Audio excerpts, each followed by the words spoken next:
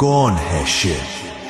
ना तो कोई रूप, ना ही कोई सीमा, ना आदि ना अंत। वो है शून्य भी और पूर्ण भी।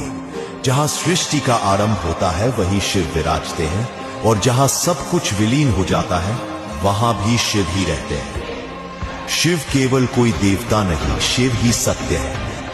वो विनाशक भी है और सृजन करता भी। जब अहंकार चरम पर पहुंचता है तो वो रुद्र बनकर उसे नष्ट करते हैं, और जब करुणा बहती है तो भोलेनाथ बनकर अपने भक्त को गोद में उठा लेते हैं। शिव है तपस्या, शिव है त्याग, शिव है चेतना।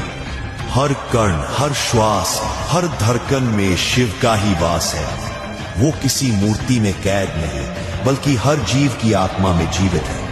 इसलिए पूछना छोड़ दे कौन है शिव, क्योंकि शिव को समझना बुद्धि का कार्य नहीं,